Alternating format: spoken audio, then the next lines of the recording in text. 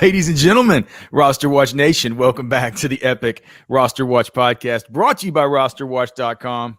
I'm Alex Dunlap here, forced with the Trashman, and maybe somebody else coming out of the booth and into his recording studio. I couldn't tell, man. Right as we go live, I hear the door kind of creak open and smash shut. Well, no, it's my other dog, wanting to see what's going on. No, okay. Now, you got two dogs now?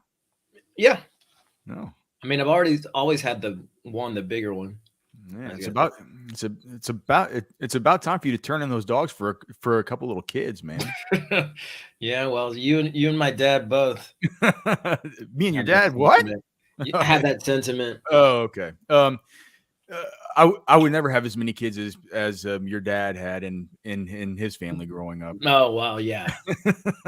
I don't think anybody. What was that like? What was that like? 9 brothers he's got or something? No, he's one of 20. How did I forget a round number like 20? Yeah. Unbelievable. You got a little brother. You could be like his granddad. It's true. Okay.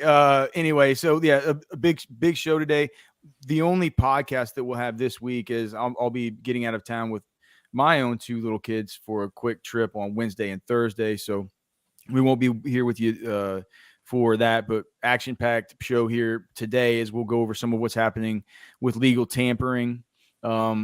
It's made some changes on the best ball cheat sheet that we still don't have up just yet, but I've been running a bunch of tests. I've been running a bunch of manual tests before we start with the simulations on this thing. I feel like the manual tests are going pretty well. I've made some sort of big changes.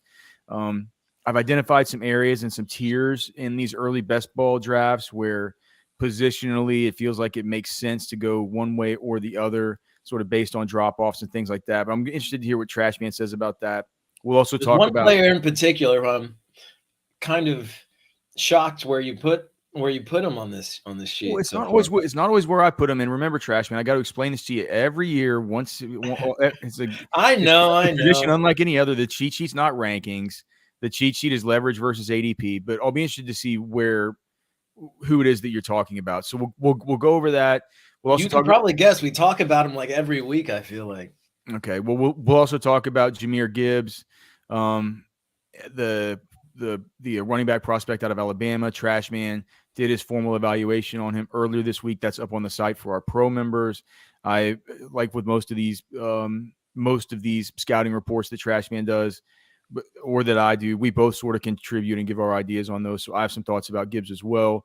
And we will go over some of Trashman's, just like he said, some of his initial thoughts on the sheet now that the skeleton's done. And it's up and running pretty good, but it definitely needs some tweaks before we put it up for the masses. So Trashman, do you want to just start out with some of this fallout from the first wave of legal tampering, with the caveat that things could happen like while we're here on the show, So we're recording here Tuesday, 1:51 p.m. Central Time, and as of right now, the biggest thing that's happened today, most recently, is Darren Waller.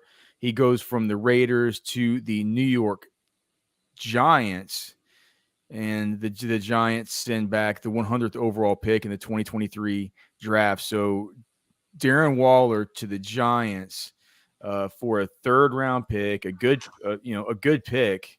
It just, to me, it's interesting, Trashman. So you look at Waller, he's going to be 31 this year. This is such a great tight end class that we've talked about, right? These tight ends are so deep with how,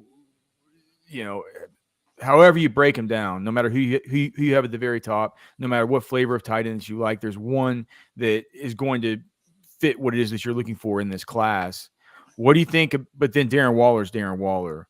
What do you think about the Giants sending a 3rd round pick for him? I think they might have gotten off cheap. You think they got a good deal? I think they did. I mean, Daniel Jones, I didn't think he would live up to his pay grade, but I feel like adding someone like Waller in as a safety blanket for him, I think that could be a turning point for both Jones and this Giants passing offense. he's going to have to be more than a safety blanket. He's basically going to have to be their featured weapon. Yeah, so it's like on one side of the coin, you have the fact that this depth chart for the Giants. Let me just pull it up because we know that Wandale's coming back. I think they want to bring Slayton back. But Slayton's set to be a free agent. Who else? Richie James Jr. is set to be a free agent. They're going to lose. They re-signed Isaiah Hodgins. Yeah, so Isaiah Hodgins will be back. It looks like Sterling Shepard will be back, but who knows and Wandale. It's like, besides that, you're talking about guys that don't like Colin Johnson, who's coming off a bad lower leg injury. But guys like Khalil Pimpleton and David Sills and stuff. Like Daniel Jones is going to have no help here. So obviously Darren Waller's a guy who gets brought in to immediately be a game changer for the Giants on offense. And that's the good side of it. The bad side is, that the New York Giants last year only had 65 total targets to their tight ends. That was dead. That was dead last in the league. Now it makes sense because their starting tight end was Daniel Bellinger that got poked in the eye and had to leave for half the season. And his backup was Tanner Hudson, who was always good. He's always a preseason stud for us back when he played for the Bucs. But, so I added him up. So, yeah, 30 it was 65 total targets between every tight end on the roster. But between just those two, it was only 35 and 15. So they had other ancillary stuff go to guys like Chris Myrick or all the rest of these guys. But 65 was worse than league. Just to compare that to the Baltimore Ravens, they threw the tight end 204 times. Chiefs, of course, 201. Then a big drop off down to the Vikings, 146. But we know those teams' offenses are predicated on throwing to the tight end. Well, I understand that, but even look, that kind of volume is, people are going to point to that kind of volume and say this is the tight end hellscape. But the fact of the matter is, like we talked about, there was the Bellinger stuff. There was Tanner Hudson, who's never been any more than a practice squad player. Darren Waller comes in and he plays slot wide receiver for these guys, which is kind of weird when you do have Sterling Shepard coming back. You do have Wandale coming back, who's not going to line up outside at all. This is that kind of thing where we could see, 4 wide receiver sets with 2 guys in the slot on either side. Do we move him up because of this? Who, Jones or no, just Waller. Certainly there's less target competition. You know what I mean? Yeah, less target competition. I had him kind of bumped up a little bit in the on the cheat sheet, and we've been getting him a lot just because 8th round value on Darren Waller, even with the Raiders, was a good value in these early best ball tournaments. Yeah, well, seriously, because I'm looking here at players he's equivalent with Cortland Sutton. I feel like they hate Cortland Sutton in Denver. Cortland Sutton's he's getting up there in age. He's acting like he wants a trade. He's talking about how he just wants to go somewhere where he will be appreciated and respected. It seems like there's something definitely going on there, but if you just think about it don't you want Darren Waller though? And this is best ball, remember? So we're gonna have to the quarterback and the tight end positions, they go a little bit faster than they go in our traditional redraft leagues. We can wait. And you have the ability to use a waiver wire during the season, and you can find these guys. So keep that in mind. That's a big difference. Get them both Kyle Pitts. I don't know why Kyle Pitts is so high. They just brought Jonnu Smith in there. Yeah, they did just bring Jonnu in there. Johnny's not even on the sheet. Should Jonnu be on the sheet? Maybe at least with guys he should be on the sheet ahead of maybe guys like hold on. Why is Will Levis over here? Okay. Johnny should be on the sheet down here with rookies like Dalton Kincaid and stuff. I'm going to add him on. Is there any thought of just stay on that subject of Darren Waller? Don't keep talking to me about Kyle Pitts or Cortland Sutton. What about Darren Waller? Well, I was talking about them in context. Darren Waller right now with the 87th but the thing is, pick I'm in one not of these taking drafts. Darren Waller above Rashad White or James Cook or Isaiah Pacheco. But Trashman, you have to think about the fact that if you wait till if you have to wait till right around then, you're not gonna get any of these tight ends. If you treat this like a redraft league, you're not gonna get anybody. You're gonna end up down here at the very bottom, and your tight ends are gonna be Isaiah Likely, Trey McBride, and who even knows? Why is Garoppolo over on this side too? Well, where do you feel comfortable taking him then? I mean, around the Cam Akers, Deontay Johnson? Where I'm taking Waller. If we want to give him a boost. No. We can't give him a boost above Rashad White. Okay, then what can we do? I don't know. I mean, that's what I'm saying. Think he actually needs to be moved down? I said I'm not taking him ahead over Rashad White. But... do you think he needs to be moved down? And should Rashad White be over James Cook? Yes. He should, shouldn't he? It's just until we know what happens with Singletary. Should Rashad White be above Isaiah Pacheco? Considering the context of those, but one's in such a better offense. Yeah. Let's keep Rashad White right there. I like having that decision between a Rashad White and a Jahan Dotson. As long as we're looking in this same area, should Kadarius Toney be ahead of Courtland Sutton with all this shitty news about Courtland Sutton? Yeah. Okay. I can make that happen. I like that. Some other news from today, besides Darren Waller, there's just so much. Does anything pop off to you, Trashman? Or I mean, I can look through here and just see kind of some of the things that I had marked. There was the Miami Dolphins guys. Looks like Jeff Wilson. Well, and what is it? Well, it wasn't going to be in regards to Miami. Okay, well, let's just talk about this. The Jeff Wilson gets signed, or he's going to get signed. They've agreed to a 2-year deal with the Dolphins. I believe, didn't Raheem Mostert also do this? Do a similar deal? Yeah, for 2 more years. I mean, they're getting that two-headed beast of a backfield again. So my big takeaway from that is all this shit that we had said about the Dolphins not having a single dollar dedicated to the running back position heading into free agency.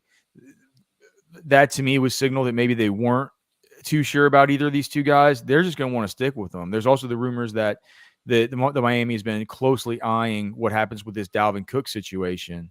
If the Minnesota Vikings really are interested in Dalvin Cook. Interestingly, a lot of people are saying that, or there've been reports that the tight end market the running back market, we haven't heard as much, even though there's this big slew of running backs available, right? There hasn't been that much movement because apparently some people are saying that a lot of teams are waiting to see how the domino falls with Dalvin Cook. People want to see how that thing goes. Well, you have to think if they're reinvesting in Wilson and Mostert again, do you really think they're going to go on for Dalvin Cook too?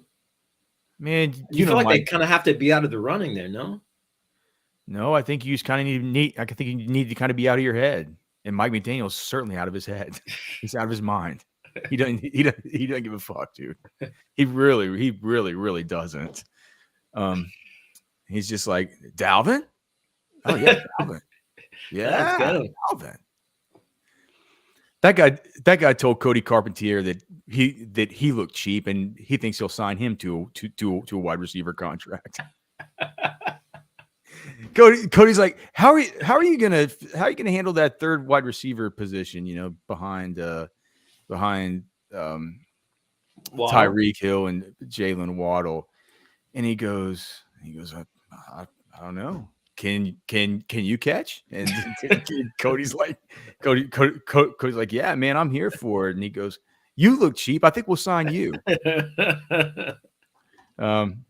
Okay, so Dolphins, looks like that thing's back in the good hands of those guys.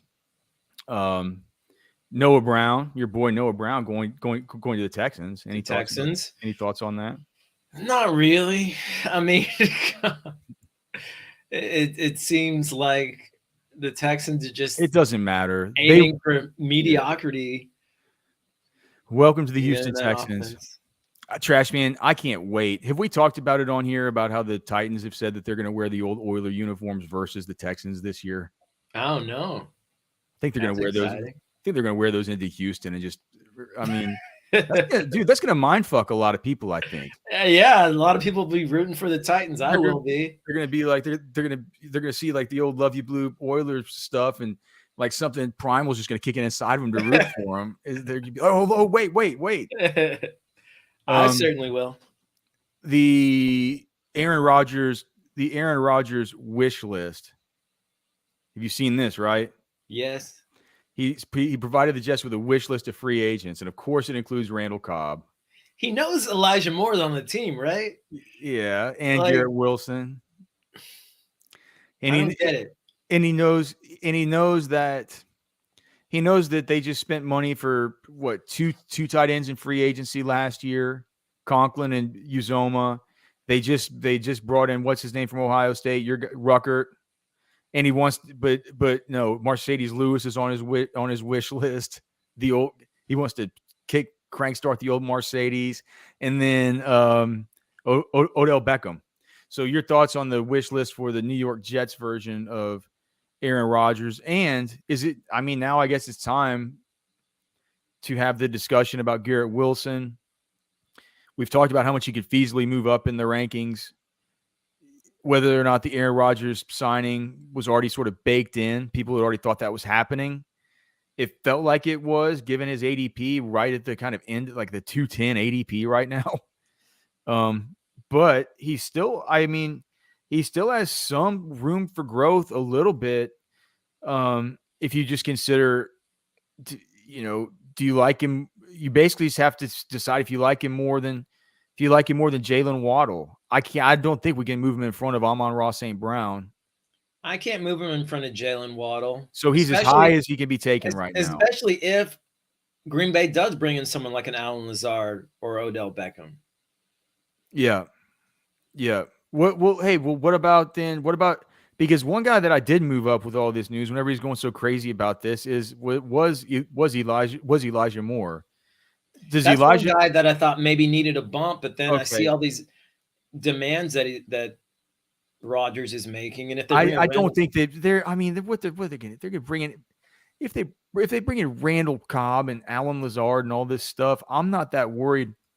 I think Elijah Moore needs to at least be above Courtland Sutton and Gabe Davis. I've seen enough out of Gabe Davis. I mean, that's debatable. Well, we're here to debate it. What have you seen out of Gabe Davis? Like Elijah Moore. If they are intent on keeping him in the slot, I don't know that works out for him as far as opportunities go. Okay. Do you like Elijah Moore in best ball better than Zay Flowers? Sight unseen, yes. Okay. Do you like him better than Khalil Herbert? No. Do you like him about the same as Khalil Herbert if you had to make a cross-positional pick? I like him a little bit less, maybe. Okay. So what about Tyler Algier, him or Elijah Moore? Tyler Algier. Really, even with the bad vibes that we got at the combine from Arthur Smith about that guy.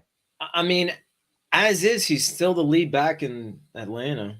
But they said that we need to add more. Yeah, they might add more. I mean, they have other guys on the roster right now. We've seen that Algier can produce. Until somebody takes his job, I'm not worried about that. Does Aaron Rodgers need to be now with his new weapons need to be above got the tier of guys like Jared Goff, Russell Wilson, Geno Smith?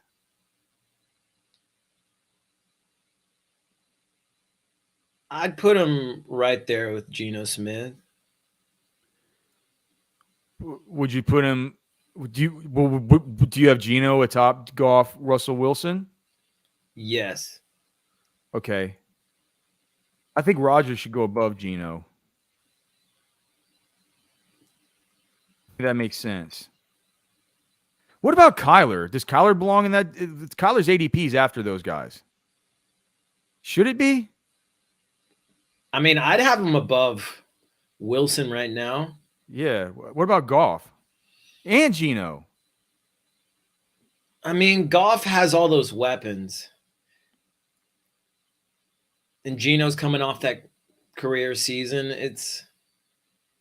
I mean, Murray has much more potential than all of those guys. It's just we saw a down year out. We don't know if Hopkins will be back.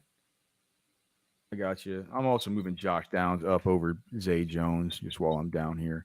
How about this Michael Thomas news? He gets a $10 million deal, $5 million in incentives for 1 year.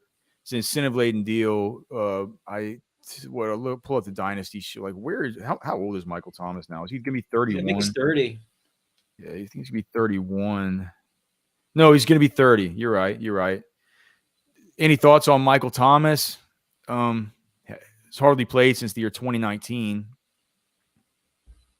Last time he played, he was awesome. Yeah, he was.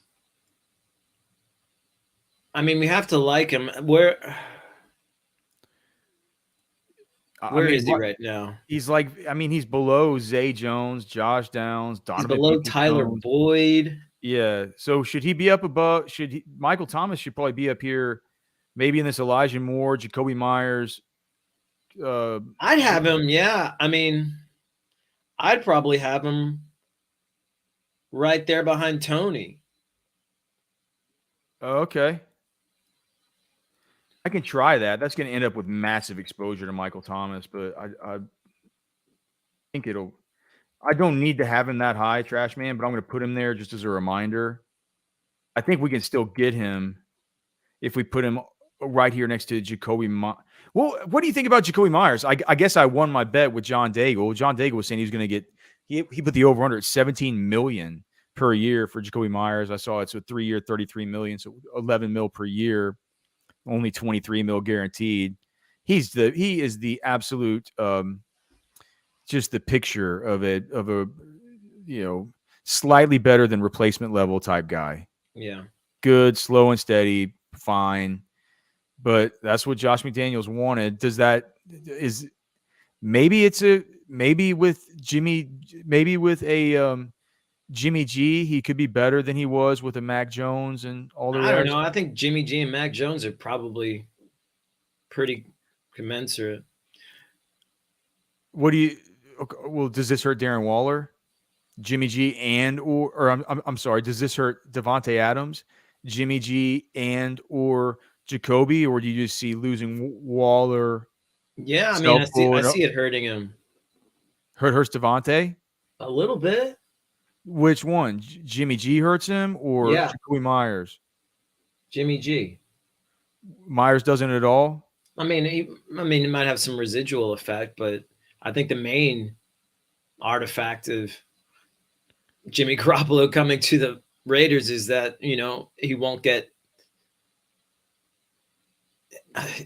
near. I mean, I don't think he'll get the people forget that Derek Carr and Devontae Adams were probably closer friends than Derek Carr and Aaron Rodgers. Yeah, that's what I'm saying. Like, I mean, we've never seen Devontae Adams with someone who wasn't Aaron Rodgers or his college quarterback. So, like, yeah, and like he was friends with Derek Carr. He lived in Las Vegas during the offseason and would work out with him and stuff, even when he was in Green Bay. People don't realize that they're still close friends. I consider Derek Carr kind of a game manager. I consider Jimmy Garoppolo even more of a game manager than Derek Carr.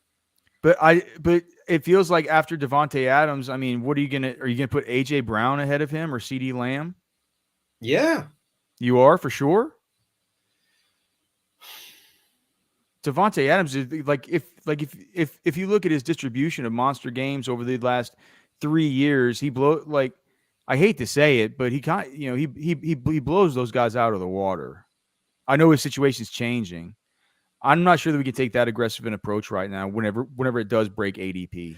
Well, we were talking about Michael Thomas, and I feel like we have to put Michael Thomas at a place where his name recognition kind of is going to get people, people are going to start picking him on his name recognition over some of these guys who he's tiered with. I get that. I mean, I think that how about you just have to make a decision between Michael Thomas taking a quarterback like Deshaun Watson or taking a tight end like Darren Waller? That sounds like it's dialed in to me. Yeah, that's All those fair. feel risky. And you're talking about it where it's like, is it really that much opportunity cost on Michael Thomas to be taking him in the middle 8th round, creeping on the 9th round of these drafts? I mean, you're starting to get to picks where you got to you got to take some swings. Yeah. So, I mean, any worry that Michael Thomas, if he does come back and this thesis does work out, any worry for Chris Olave? No, I mean, I think it might open things up for Chris Olave. Yeah, where he won't be the only game in town. Yeah. All right, the only game in town at the running back position in this year's 2023 NFL draft is Bijan Robinson right at the very top. And whenever you examine the players that are behind him, you start to think to yourself, man, making this dynasty rookie cheat sheet is going to be a nightmare. Navigating these drafts that are non-super flex are going to be tough. It's going to be tough it's going to be tough even in super flex once you get past the first 6-7 picks anyway, and those top 4 quarterbacks are off the board with what you're going to do, whether you're going to pivot to wide receiver or you're going to just take your stab with one of these running backs. It feels to me like Jahmyr Gibbs is probably the consensus running back 2 in this class. When I watch him, I see a really good player who is shifty as hell, who can catch the football, has shown everything that we need to know as far as his receiving skills, his dynamism in that aspect of his game. But he has been a committee back. There's nothing he's ever been besides a committee back. Whether it was at Alabama, whether it was at Georgia Tech, he was a good prospect coming out. I believe he was a high 4-star. Yeah, class of 2020, high 4-star. His 40-yard dash was in the 97th percentile, 83rd percentile on the 10-yard split. But it's just the size, man. It's a 25th percentile height at 5'9" and a 14th percentile weight at just 199.